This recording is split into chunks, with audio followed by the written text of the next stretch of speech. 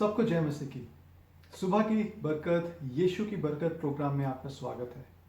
और एक बार फिर परमेश्वर का वचन हम आपके सामने लेकर आए हैं। और मेरे लिए एक ये भी खुशी की बात है कि कल मेरे बड़े भाई अरुण ने परमेश्वर का वचन इस चैनल पर पहली बार बांटा।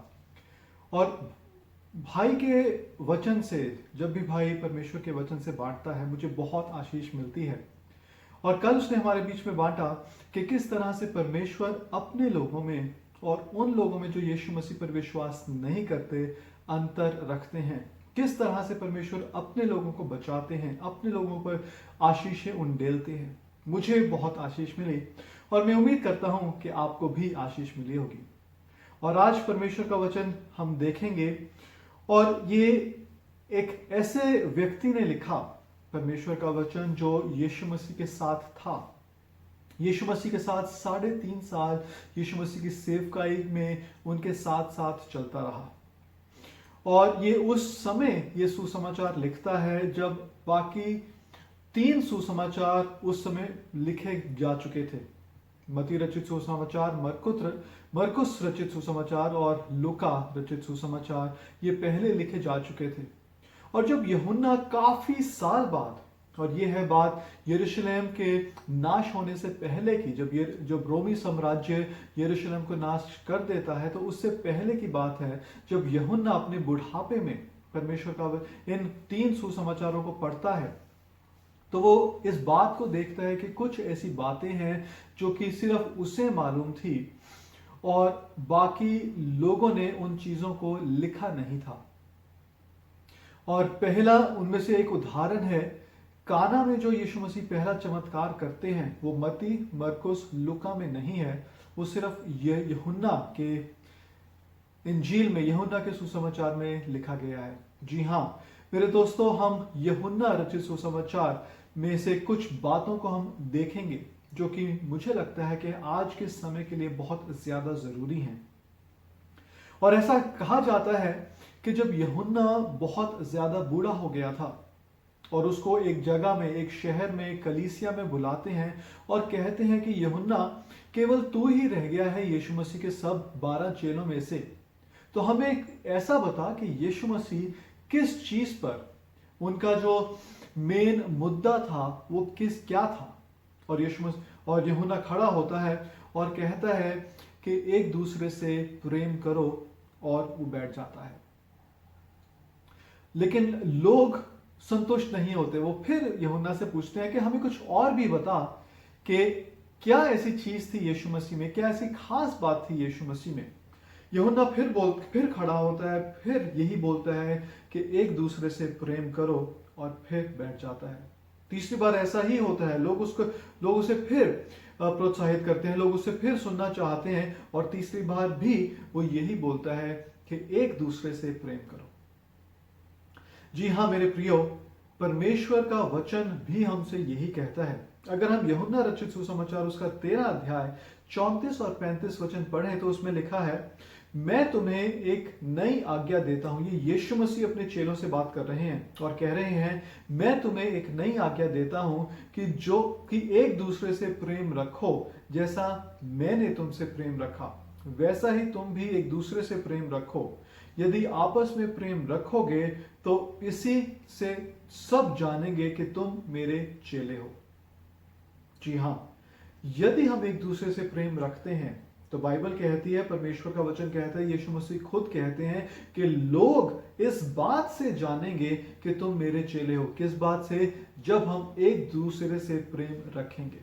तो एक दूसरे से प्रेम रखना परमेश्वर की आज्ञा है, यीशु मसीह की आज्ञा है। और यीशु मसीह बताते हैं कि जब तुम ऐसा करते हो तो लोग जानेंगे कि तुम मेरे चेले हो। यूहन्ना 15 अध्याय के 12 वचन में भी कुछ ऐसा ही लिखा है, मेरी आज्ञा ये है कि जैसा मैंने तुमसे प्रेम रखा, वैसे ही तुम भी एक दूसरे से प्रेम रखो। और फिर यही चीज दोहराई गई है 17 वचन में, यूहन्ना 15 के 17 में, इन बातों की आज्ञा मैं तुम्हें इसलिए देता हूं कि एक दूसरे से प्रेम रखो। तो बार बार यीशु मसीह यही कह रहे हैं कि एक दूसरे से प्रेम रखो। और यही कारण था कि जब यूहन्ना वहां खड़ा होता है, अपने बुढ़ापे में खड़ा होता है, और लोग उससे पूछते हैं कि यीशु मसीह के दिल में क्या था, वो किस बात पर, उनका मुख्य विषय क्या था, तो वो यूहन्ना भी यही दोहराता है कि एक दूसरे से प्रेम रखो। अब हमारे लिए कितना ज्यादा जरूरी है एक दूसरे से प्रेम रखना। लेकिन एक दूसरे से प्रेम रखने का तात्पर्य क्या है, उसका मतलब क्या है, वो भी हम परमेश्वर के वचन से ही देखेंगे। पहला कुरिन्थियों 13 अध्याय 4 से 7 वचन। जी हाँ, ये पहला कुरिन्थियों 13 अध्याय पूरा ही प्रेम के ऊपर है, प्यार के ऊपर है। और पौलुस बताता है कि प्रेम क्या है, प्रेम कैसे करना चाहिए। और इसी अध्याय में से कुछ वचन हम लेंगे और देखेंगे कि एक दूसरे से प्रेम करने का अर्थ क्या निकलता है। पहला कुरिन्थियों उसका 13 अध्याय 4 से 7 वचन। प्रेम धीरजवंत है और कृपालु है। प्रेम डाह नहीं करता, प्रेम अपनी बढ़ाई नहीं करता और फूलता नहीं, शोभ नहीं, व्यवहार नहीं करता, वह अपनी भलाई नहीं चाहता, झुंझुलाता नहीं, बुरा नहीं मानता, कुकर्म से आनंदित नहीं होता, परंतु सत्य से आनंदित होता है। वह सब बातें सह लेता है, सब बातों पर विश्वास करता है, सब बातों की आशा रखता है, सब बातों में धीरज धरता है। ये है प्रेम की परिभाषा। और जब यीशु मसीह हमसे कहते हैं कि एक दूसरे से प्रेम रखो, तो इस तरह का प्रेम हमें रखना चाहिए। हमें धीरजवंत प्रेम रखना चाहिए। जब मैं मेरी पत्नी को बार बार बोल चुका हूं, लेकिन फिर भी वो समझती नहीं है, जब मैं अपने पति को बार बार बोल चुकी हूं, तब भी वो समझते नहीं है, मैं अपने बच्चों को बार बार समझा चुका हूं, लेकिन वो समझते नहीं है, बाइबल कहती है उसमें भी मुझे धीरजवंत रहना है। मेरे आसपास के लोग, मेरे पड़ोसी, उनको मैं बार बार कह चुका हूं कि अपना कचरा यहां मत फेंको, अपना कचरा हमारे घर के सामने ना लेकर आओ। मैं अपने पड़ोसियों को बार बार कह चुका हूं कि अपना जो टीवी है वो ज्यादा जोर से नहीं चलाएं। तो क्या ये कहना गलत है? जी नहीं, गलत नहीं है, लेकिन उसमें भी क्या हम धीरजवंत हैं? यहां पर यीशु मसीह हमें आज्ञा दे रहे हैं, परमेश्वर का वचन हमें आज्ञा दे रहा है कि हमें क्या करने की जरूरत है। मेरे पड़ोसी को नहीं, मेरा पड़ोसी अपने आप परमेश्वर का वचन पढ़कर उसे सुनेगा, लेकिन परमेश्वर का वचन मुझे कह रहा है कि मुझे धीरजवंत होने की जरूरत है। जो मेरा पति, मेरी पत्नी, मेरे बच्चे, मेरे माँ बाप, उनको हम बार बार समझा चुके हैं, बार बार बता चुके हैं, लेकिन वो मानते नहीं है। परमेश्वर का वचन मुझे कहता है कि प्रेम धीरजवंत है और कृपालु है। मुझे दया दिखाने की जरूरत है, मुझे कृपालु होने की जरूरत है। जब मैं एक दूसरे के साथ व्यवहार करता हूँ, बातचीत करता हूँ, एक दूसरे के आसपास हम लोग रहते हैं, हमें कृपालु होने की जरूरत है। आगे लिखा है प्रेम डाह नहीं करता। जब मेरे भाई, मेरी बहन के पास कोई ऐसी चीज है जो मेरे पास नहीं है, क्या हम डाह करनी शुरू कर देते हैं? आजकल मोबाइल फोन का, स्मार्टफोन्स का, गैजेट्स का, कंप्यूटर्स का, लैपटॉप का जमाना है। तो क्या जब मेरा भाई, मेरी बहन कुछ नया फोन लेते हैं और मेरे पास नहीं है, क्या मैं डाह करनी शुरू कर देता हूं? जब वो कोई नई गाड़ी लेते हैं और मेरे पास नहीं है, तो क्या मैं डाह करनी शुरू कर देता हूं? उनके बच्चे बहुत अच्छा स्कूल में कर रहे हैं, मेरे बच्चे अच्छा नहीं कर पा रहे हैं, तो क्या मैं उनसे डाह करनी शुरू कर देता हूं? ये आज हमें विचार करने की जरूरत है। एक दूसरे से प्रेम रखो, और बाइबल कहती है प्रेम डाह नहीं करता, प्रेम अपनी बड़ाई नहीं करता। क्या मैं अपनी बढ़ाई करता हूं लोगों के सामने? जब मैं लोगों की मंडली में बैठा हूं, मेरे आसपास मेरे दोस्त, मेरे मित्र बैठे हैं, मेरे भाई बहन बैठे हैं, तो क्या मैं अपनी ही बढ़ाई करना शुरू कर देता हूं? जी आप मेरा काम देखें, मेरा काम तो बहुत अच्छा है जी, मैं तो इस तरह से काम करता हूं जी, मैं तो उस तरह से काम करता हूं, और हम अपने आप ही अपनी बढ़ाई करना शुरू कर देते हैं। लेकिन परमेश्वर का वचन क्या कहता है? परमेश्वर का वचन बड़ा साफ साफ कहता है प्रेम अपनी बढ़ाई नहीं करता। और इसमें कोई शक नहीं है कि हम परमेश्वर के अनुग्रह से, परमेश्वर की सामर्थ्य से अच्छा काम करते हैं, और यह भी हो सकता है कि कुछ क्षेत्रों में हम बाकियों से अच्छा काम करते हों, लेकिन क्या हम उस अच्छे काम को, जिसको करने के लिए परमेश्वर ने हमें सामर्थ्य दी है, परमेश्वर ने हमें बुद्धि दी है, क्या हम अपनी बढ़ाई करते हैं या हम महिमा परमेश्वर को देते हैं? जब हम घरों में काम करते हैं, जब हम घर में कुछ बनाते हैं, जब हम घर में कोई मुरम्मत करते हैं, जब हम बाहर कोई मुरम्मत करते हैं, जब हम अपने व्यवसाय में कुछ काम करते हैं और लोग हमारी तारीफ करते हैं, तो क्या हम वो महिमा, क्या हम बढ़ाई परमेश्वर को देते हैं या हम अपने आप वो बढ़ाई लेना शुरू कर देते हैं? ये हमें विचार करने की जरूरत है। और प्रेम फूलता नहीं है, घमंड से फूलता नहीं है। अगर मैंने कोई अच्छा काम किया, लोगों ने मेरी तारीफ की, तो मुझे यह विचार करने की जरूरत है क्या मैं घमंड से फूल जाता हूं? एक दूसरे से प्रेम रखो, यह परमेश्वर का वचन है। तो परमेश्वर का वचन कहता है प्रेम का अर्थ क्या है? प्रेम फूलता नहीं है, घमंड से फूलता नहीं है, अशोभनीय व्यवहार नहीं रखता, अशोभनीय व्यवहार नहीं रखता। इसका क्या मतलब है? जो शोभायमान नहीं है वैसा व्यवहार हम नहीं रखते। लोग जब हमें देखते हैं तो वो कह सकें कि हाँ, इसका जो चरित्र है वो शोभामान चरित्र है, इसका जो चरित्र है वो शोभनीय चरित्र है, वो अच्छा चरित्र है, इसके जो काम है वो अच्छे चरित्र हैं, अशोभनीय चरित्र नहीं है। क्या लोग ऐसा हमारे बारे में कह सकते हैं? वे अपनी भलाई नहीं चाहता। हमारे घरों में ये घर से बात शुरू होती है। हमेशा हम ये चाहते हैं कि सबसे अच्छी वस्तु हमें मिल जाए। अब अब्राहम और लूत के उदाहरण में क्या हुआ था? जब परमेश्वर उन्हें उनके देश से बाहर निकालता है, कनान देश देने लगता है, तो अब्राहम क्या करता है? लूत को लेता है जो कि उसका भतीजा है और उसको वो पूरा देश दिखाता है। और अब्राहम लूत से कहता है कि तू अपने लिए कुछ भी चुन ले, जो जगह तुझे अच्छी लगती है, जो देश सारा देश तेरे सामने है, चारों तरफ देख और जो चीज तुझे अच्छी लगती है वो तू चुन ले।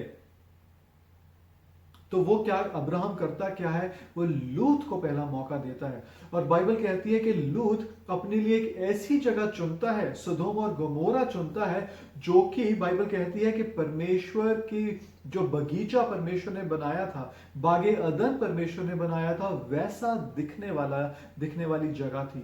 और लूत अपने लिए वैसी चुनता है। और जब लूत चुनता है तो अब्राहम दूसरी ओर चला जाता है। वो अपनी भलाई नहीं चाहता, वे लूत की भलाई चाहता है। वे लूत को पहला मौका देता है कि तू अपने लिए चुन ले। लेकिन हम लोग क्या करते हैं कि हम अपने लिए सबसे बेहतर चाहते हैं। सबसे पहले हम सबसे अच्छी चीज उठाना चाहते हैं, सबसे पहले हम सबसे अच्छा खाना लेना चाहते हैं। और कई बार ये होता है कि जब हम किसी लाइन में लगे हैं, किसी शादी के लिए, एक चर्च के लिए, किसी कहीं पर भी हम खाने के लिए लगे हैं, तो हम क्या करते हैं? हम लाइन तोड़कर हम आगे बढ़ना चाहते हैं, हम पहले होना चाहते हैं ताकि खाना खत्म ना हो जाए, ताकि खाना हमें मिल जाए। और यही अगर हम सोचें जो हमारे पीछे वाले हैं, अगर वो भी ऐसा सोचें तो कितना ज्यादा वहां पर मारपीट भी हो सकती है, कितनी ज्यादा कंफ्यूजन भी हो सकती है। अगर हम अपने बारे में ही सोचते रहें, अगर हम अपनी ही भलाई के बारे में सोचते रहें। और बाइबल कहती है कि प्रेम ऐसा नहीं करता, झुंझुलाता नहीं है। मैंने मेरी पति को, मेरी पत्नी को, मेरे बच्चों को कितनी बार बता दिया, वो नहीं सुनते, तो क्या अब मैं झुंझलाऊं? मैं गुस्से से झुंझला जाऊं? क्या मैं गुस्से से पागल हो जाऊं? और कई लोग इस बात को भी बड़े घमंड से कहते हैं कि जी मैं गुस्सा मैं बर्दाश्त नहीं कर सकता, मैं किसी का ये करना बर्दाश्त नहीं कर सकता, मैं किसी का वो करना बर्दाश्त नहीं कर सकता, मैं रोटी में खाने में नमक कम बर्दाश्त नहीं कर सकता। और ऐसी सी चीजें हम बोलते हैं। लेकिन बाइबल कहती है प्रेम जो है, अगर हम एक दूसरे से प्रेम करते हैं तो हम झुंझलाते नहीं हैं।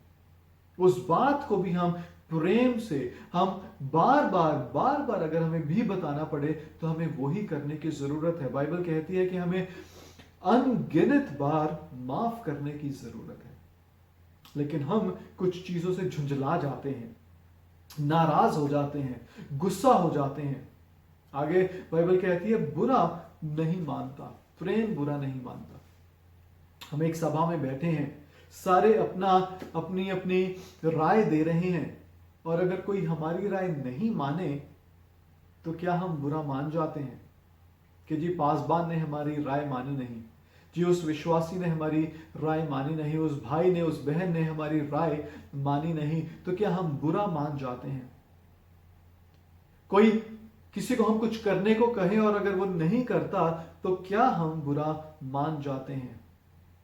एक दूसरे से प्रेम रखने का अर्थ यह है कि हम बुरा ना माने। यही प्रेम की परिभाषा है। कुकर्म से आनंदित नहीं होता।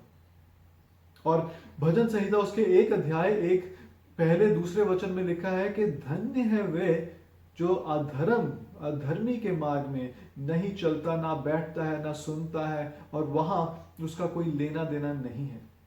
उनकी मंडली में जाकर वो प्रसन्न नहीं होता, उनकी मंडली में जाकर वो खुश नहीं होता। अब यीशु मसीह क्या करते थे? यीशु मसीह भी पापियों की जगह में जाते थे। यीशु मसीह भी अधर्मियों के घरों में जाकर खाना खाते थे, लेकिन वहां उनके जाने का मकसद क्या था? उनके जाने का मकसद था कि उन्हें सुसमाचार सुनाना। उनकी मंडली में बैठकर यीशु मसीह आनंदित नहीं होते थे। हमारे लिए आज ये एक शिक्षा की बात है कि क्या हम कुकर्म से आनंदित होते हैं? जहां गाली गलौज चल रहा है उनके बीच में खड़े होकर हम हंसी मजाक करते हैं, हम ठट्ठा करते हैं, हम हाहाकार करते हैं। जो वो गलत बातें बोल रहे हैं, जो वो गालियां निकाल रहे हैं, जो वो झूठ बोल रहे हैं, जो वो निंदा की बातें कर रहे हैं, जो वो चुगली की बातें कर रहे हैं, क्या वो सारी बातें हमें प्रसन्न करती हैं या हमें दुखी करती हैं? हम किस झुंड में बैठना ज्यादा पसंद करते हैं? जहां कुकर्म हो रहा है या जहां परमेश्वर की बातें हो रही हैं? जी हां, जब तक हम इस दुनिया में हैं, हम ऐसी मंडली से, इस दुनिया से अलग नहीं रह सकते। लेकिन सवाल हमारे सामने यह है कि उस मंडली में बैठकर, अगर हमें लोगों की मंडली में बैठना पड़े, हमारे दोस्तों की मंडली में हमें बैठना पड़े, तो क्या उनके कुकर्म की बातों से, हम उनके झूठ बोलने से, उनके गाली गलौज से क्या हम प्रसन्न होते हैं? क्या हम हंसते हैं? क्या हम उनकी इन बातों में सहमति व्यक्त करते हैं या हमें दुख पहुंचता है? प्रेम, एक दूसरे से प्रेम करो। कुकर्म से आनंदित नहीं होता, परंतु सत्य से आनंदित होता है। जी हां, परमेश्वर के लोग होने के नाते हमें सत्य से आनंदित होने की जरूरत है। सब बातें सह लेता है, सब बातों पर विश्वास करता है, सब बातों में आशा रखता है, सब बातों में धीरज धरता है। यह है परमेश्वर का वचन, और यह है एक दूसरे से प्रेम करने का मतलब कि एक दूसरे से हम किस तरह से प्रेम कर सकते हैं। फिर मत्ती रचित सुसमाचार उसके 24 अध्याय के 12 वचन में लिखा है, जब यीशु मसीह अपने आने के समय के निकटता का समय बता रहे हैं कि जब यीशु मसीह का आने का समय निकट होगा तब क्या क्या चीजें होगी। एक राज्य दूसरे राज्य पर चढ़ाई करेगा, लड़ाई झगड़ा होगा, लोग निंदा करेंगे, और जो मसीह विरोधी है, जिसको एंटी क्राइस्ट कहते हैं, वो आएगा और कहेगा कि मैं मसीह हूं। जब ये सारी चीजें हो रही हैं, इतना ज्यादा अधर्म फैल रहा है, तो बाइबल मत्ती रचित सुसमाचार उसके 24 अध्याय के 12 वचन में कहती है, और अधर्म के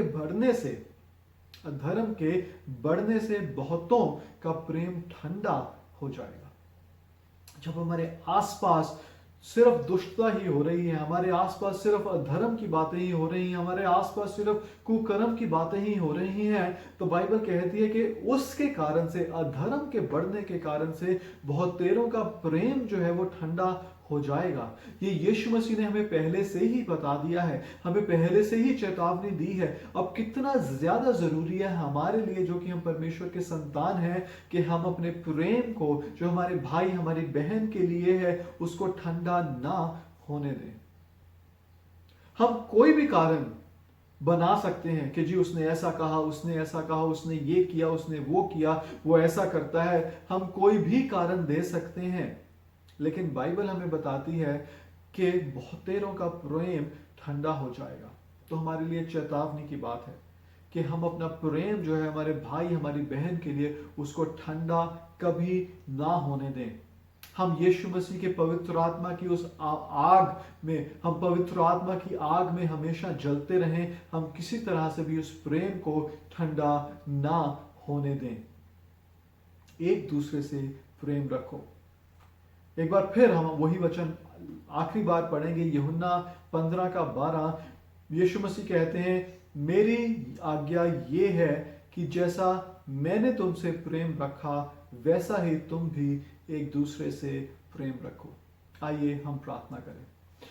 परमेश्वर पिता, हम आपका धन्यवाद देते हैं कि आपके वचन से हमने प्रेम के विषय में सुना है, एक दूसरे से प्रेम करने के बारे में सुना है, और बार बार आपका वचन हमें यही बताता है कि एक दूसरे से प्रेम रखो। और प्रेम करने का अर्थ क्या है वो भी हमने आपके वचन से पढ़ा है। परमेश्वर, आप ही हमारी सहायता मदद कीजिए ताकि हम एक दूसरे से प्रेम रखने वाले हों। अपने आप को हम आपके हाथों में सौंप देते हैं।